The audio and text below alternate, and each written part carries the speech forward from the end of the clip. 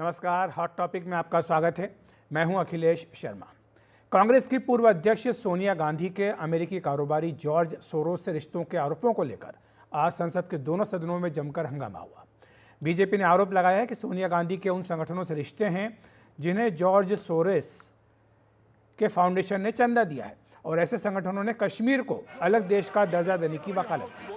संसदीय कार्य मंत्री किरेन रिजिजू ने सोनिया और सोरोस के रिश्तों पर गंभीर चिंता जताई है। उन्होंने कहा कि ऐसे मसलों को राजनीतिक चश्मे से नहीं देखा जाना चाहिए और भारत विरोधी ताकतों के खिलाफ साझा मोर्चा बनाया जाना चाहिए। मानता हूं कि कुछ मुद्दे ऐसे होते हैं जो राजनीतिक दृष्टि से हम नहीं देखना चाहिए। हम इसको कांग्रेस पार्टी के रूप से भी नहीं देखते हैं। कोई भी भारतीय अगर विदेशी ताकतों के साथ जो भारत विरोधी है उनसे लिंक होते हैं और भारत का खिलाफ काम करते हैं तो गंभीरता से लेना चाहिए। हम इसको पार्टीबाजी के रूप से नहीं देखते हैं। बीजेपी का दावा है कि Sonia Gandhi forum of democratic leaders in Asia Pacific FDL-AP की सह अध्यक्ष रही हैं। इस संगठन को जॉर्ज सोरोस फाउंडेशन से फंडिंग मिली। इस संगठन ने कश्मीर की स्वतंत्रता की वकालत की थी। बीजेपी ने राजीव गांधी फाउंडेशन और सोरोस के रिश्तों वाले संगठनों के संबंधों को भी भारत के घरेलू मामलों में विदेशी दखल के सबूत के तौर पर बताया है। सरकार का कहना है कि वह चाहती है कि संसद में काम हो। रिजिजू ने कहा कि कुछ मुद्दों को राजनीति के चलते उठाया जा रहा है।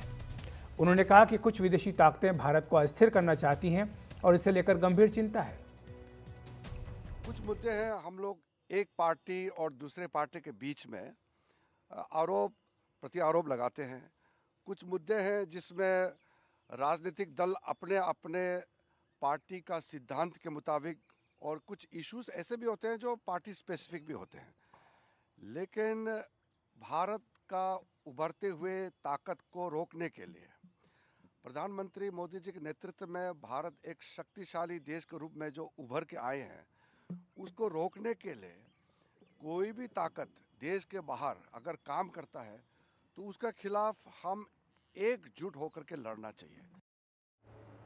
इससे पहले बीजेपी सांसद निशिकांत दुबे ने कल सोरोस के मुद्दे पर कांग्रेस से 10 सवाल पूछने की बात कही थी।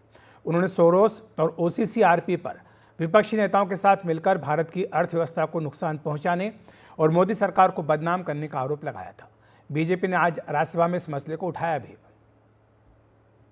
Of democratic leaders in Asia Pacific, इसका संबंध जिस तरीके से जॉर्ज सोरोस के साथ सामने आता है, जिसकी को प्रेसिडेंट इसी हाउस की एक सदस्य हैं, और यह जो forum of democratic leaders of Asia Pacific है, यह जम्मू कश्मीर स्टेट को एक अलग एंटिटी के रूप में देखता है। चिंता की बात यह भी है कि इस संगठन का FDL-AP का फाउंडेशन जो है वो जहां कश्मीर को सेपरेट एंटिटी के रूप में देखता है, वहीं उसका financing support system Rajiv Gandhi foundation से भी जुड़ता है।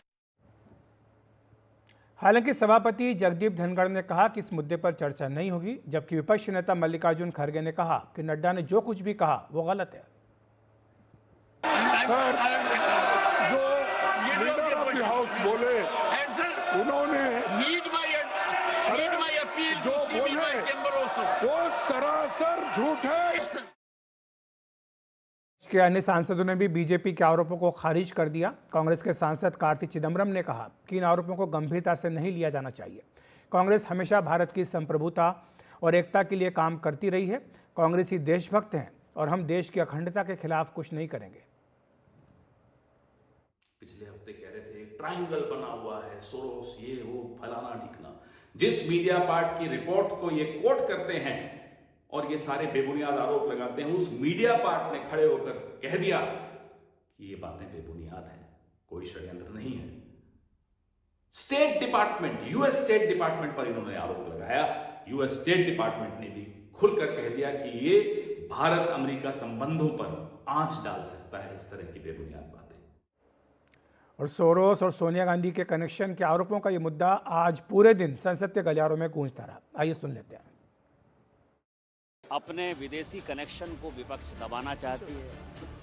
ये सोरोस जैसे आदमी जो कि देश को खंडित विखंडित करना चाहते हैं, जो खालिस्तान का समर्थन करते हैं, जो कश्मीर तोड़ने का समर्थन करते हैं, जो नॉर्थ ईस्ट में आग लगाने का समर्थन करते हैं, जो अलग देश बनाने की बात करते हैं, उन सबों की जो नेक्सस है, कांग्रेस पार्टी फंसी हुई है। बड़ा ख्याल कर रहे हैं ये देश को देखने के लिए। तो देश को जब चीन अंदर आके चौकट में बैठे, आपने क्या किया मुझे बताइए। 4 लोग सह अध्यक्ष हैं, 4 लोग सह अध्यक्ष हैं और उसमें एक Shrimati Sonia Gandhi ji. Sonia Gandhi ji in the capacity of chairperson of the Rajiv Gandhi foundation, ये आप देख सकते हैं। वेबसाइट पे प्राप्त जानकारी के अनुसार financial support by contribution from Soros foundation. वो 10 साल में कुछ नहीं कर पाए, अभी आके 1 दिन 4 दिन हाउस नहीं चलाने दे रहे हैं। ये क्या मतलब है? देश का पैसा का और देश का क्यों अपमान कर रहे हैं मोदी? ऐसा है, बीजेपी का झूठे आरोप लगाने की एक आदत बन चुकी है। कुछ नहीं तो कुछ न कुछ लगाएंगे। जॉर्ज सोरोस को जो उसके ऊपर आरोप लगा है सोनिया गांधी और राहुल गांधी के साथ, ये 200% सच है।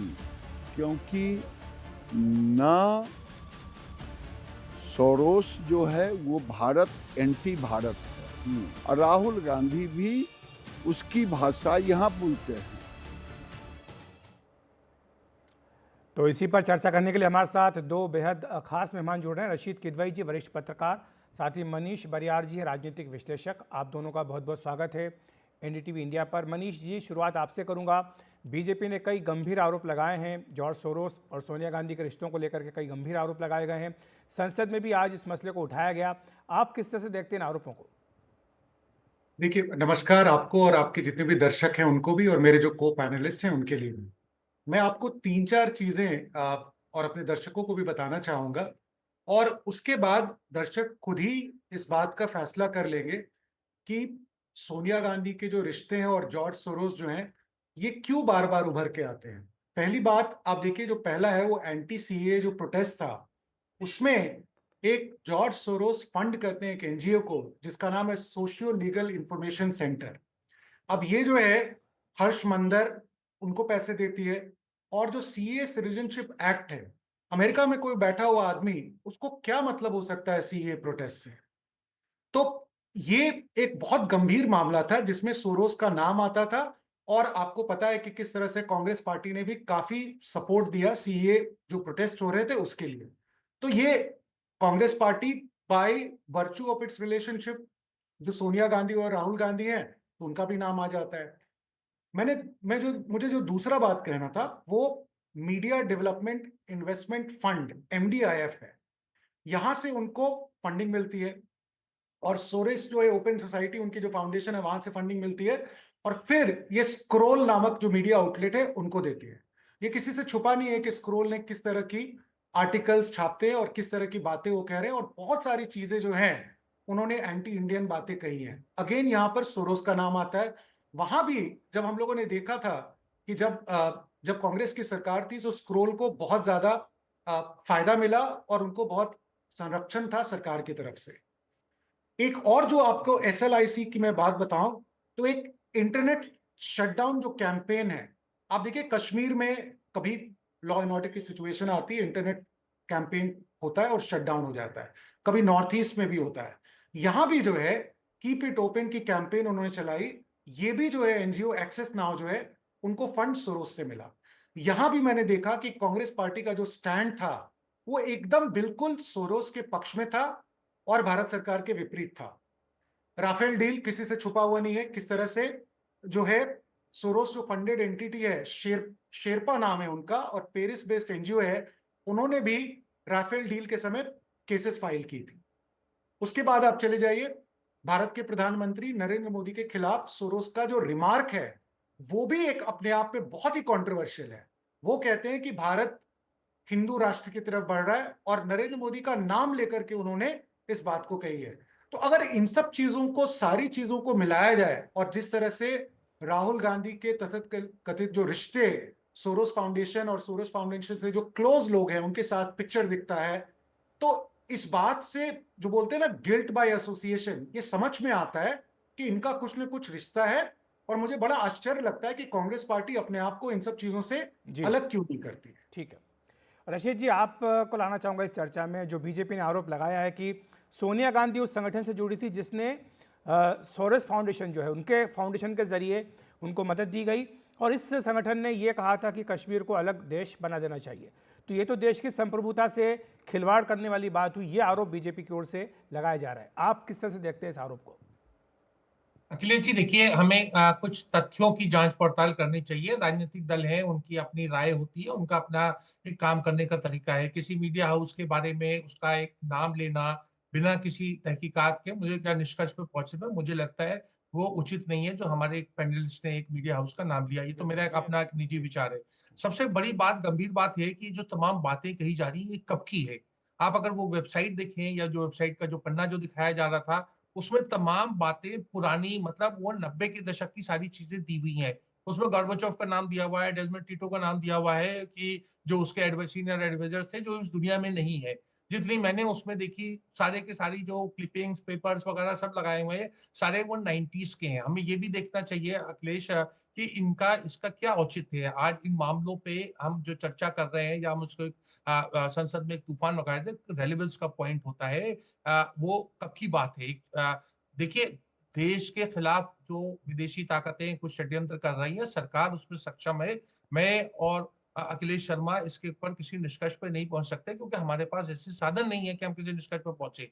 हाँ, देखिए, जो बातें होती हैं, जो मर्यादा की परिधि में आती है, नैतिकता की परिधि में आती है, पॉलिटिकल करेक्टनेस की बातें में आती है, उसमें हो सकता है। लेकिन हम ये नहीं कह सकते कि वाम दल है, वाम सोच है, तो वाम सोच जो है वो लोकतांत्रिक ढांचे में उनकी कोई जगह नहीं है। अगर वो संविधान की कसम खाते हैं और वो राज्य सरकारों में रहे हैं, तो उनको भी एक राजनीतिक सोच, राजनीतिक दल के हिसाब से फलने फूलने का उतना ही अवसर है जितना कांग्रेस, भाजपा और दूसरे राजनीतिक दलों को है। तो यहाँ पर हम बड़ा एक अखिलेश, एक तोता मैना की कहानी हम यहाँ प्रस्तुत करते हैं। तोता मैना की कहानी मैं इसलिए कहूंगा क्योंकि उसमें मतलब फैक्ट, फिक्शन, फैंटेसी तीनों जो है उसका एक घालमेल हो जाती है। असली बात होती है कानूनी दृष्टिकोण से क्रिमिनलिटी क्या है, क्रिमिनलिटी स्टैब्लिश करे, और उसमें अगर कोई आरोपी हो, चाहे वो सोनिया गांधी हो, चाहे वो राहुल गांधी हो, उनके ऊपर दोष होना चाहिए। 10 साल से सरकार है, अगर देश विरोधी गतिविधियों में कोई भी लिप्त है तो, और भारत और अमेरिका के बहुत अच्छे संबंध हैं, तो उस संबंधों का फायदा उठाते हुए हमें ऐसे लोगों को कटघरे में खड़ा करना चाहिए और कड़ी से कड़ी सजा देनी चाहिए। जी, लेकिन मनीष जी, जो बात आती है जॉर्ज सोरोस जिस बात को कहते हैं कि वो लोकतांत्रिक व्यवस्था को बहाल करना चाहते हैं, तो क्या ये एक आयरनी नहीं है? ये कह सकते हैं कि एक तरह का विरोधाभास नहीं है कि जो सरकार लोकतांत्रिक तरीके से चुनकर के आई हो उसमें आप दखल दें और उसको पटरी से उतारने के लिए विदेश में बैठ करके साजिश करें? देखिए, बिल्कुल सही कह रहे हैं आप अखिलेश जी। जॉर्ज सोरोस सिर्फ भारत की ही बात नहीं है। जॉर्ज सोरोस का नाम जो है बांग्लादेश में भी आता है। जॉर्ज सोरोस का नाम और भी कई दूसरे देशों में आता है, और उनकी तरफ से ये कई बार देखा गया है कि जो वाम सोच है, और मुझे नहीं मालूम क्योंकि वो इतनी बड़ी संस्था चलाते हैं, हेज फंड चलाते हैं, क्या वो इसलिए ऐसा करते हैं क्योंकि वो ऐसी सरकार चाहते हैं जो उनकी कंपनी के प्रति फायदेमंद हो, और क्या भारत से उनके रिश्ते, और खासकर जो अभी जो भारतीय जनता पार्टी से उसके रिश्ते इसलिए खराब हो गए क्योंकि उनकी बहुत सारी जो एक्टिविटीज यहाँ पर चल रही थी एनजीओस के थ्रू और कुछ और माध्यम से, क्या उनको इन्वेस्टमेंट में कुछ परेशानी हो रही है? क्योंकि मुझे कोई समझ में नहीं आता, मुझे दुनिया में ऐसा कोई आप और एक एग्जाम्पल बता दीजिए जो फिलैंथ्रोपिक एक्टिविटीज के नाम पर वो कहे कि मैं सरकार को बदल दूंगा, जो किसी देश के लोकतांत्रिक चुने हुए प्रधानमंत्री पर आक्षेप डाल दे। मैंने आज तक अपनी जिंदगी में कभी भी इस तरह का बिजनेसमैन या कोई इन्वेस्टर नहीं देखा है। तो उनकी इसी चीजों पर, और डीप स्टेट की बातें ऐसी बातें नहीं है कि वो इसी तरह से आ रही है, कई बार और कितने लोगों ने हर फोरम पे ये डीप स्टेट की बातें कही हैं। तो उसको झुटला देना, भ्रामक बता देना, एक सिरे से खारिज कर देना, मुझे लगता है कि इस पर भी इन्वेस्टिगेशन की जरूरत है। और शायद सरकार ने बहुत सारा ऐसा कदम भी उठाया एफसीआरए के थ्रू, एनजीओस को प्रतिबंध करने के थ्रू, जिससे भारत की जो अपनी संप्रभुता है और राष्ट्रवादी जो सोच है भारत सरकार की, उसको जो है ठीक दिशा में लेकर जाया जा सके। शुक्रिया आपका मनीष जी इस चर्चा के लिए। रशीद जी आपका भी धन्यवाद हमारे साथ जुड़ने के लिए। एक छोटा सा ब्रेक ले रहे हैं, ब्रेक के बाद तुरंत हाजिर होते हैं।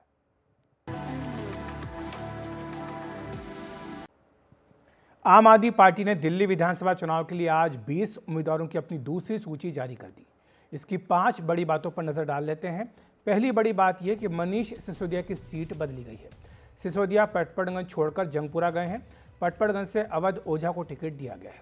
दूसरी बड़ी बात यह कि सिसोदिया समेत 3 विधायकों की सीट बदली गई। राखी बिरलान मंगोलपुरी से मादीपुर भेज दी गई। प्रवीण कुमार जंगपुरा से जनकपुरी और 2020 में हारे गए 2 उम्मीदवारों को फिर से टिकट दिया गया। यह है दीपक सिंगला विश्वासनगर और सरिता सिंह रोहतास नगर। तीसरी बड़ी बात यह कि 13 विधायकों के टिकट अभी तक आम आदमी पार्टी काट चुकी है। इसमें तिमारपुर से दिलीप पांडे का टिकट काट दिया गया। तिमारपुर से बीजेपी से आए सुरेंद्र पाल सिंह बिट्टू को टिकट दिया गया। मुस्तफाबाद से हाजी यूनुस की जगह आदिल अहमद खान को टिकट, बिजवासन से भूपेंद्र सिंह जून की जगह सुरेंद्र भारद्वाज को दिया गया है। चौथी बड़ी बात यह कि दल बदलुओं को मौका दिया जा रहा है। 11 उम्मीदवारों की पहली सूची आई थी, उसमें 6 दल बदलुओं को टिकट था और आज भी 2 उम्मीदवारों को जो दूसरी जगह से आए उनको टिकट दिया गया। अब तक 31 प्रत्याशी घोषित कर दिए गए हैं। इनमें 18 विधायकों के टिकट काटे गए, यानी करीब 60% विधायकों के टिकट अब तक कट चुके हैं।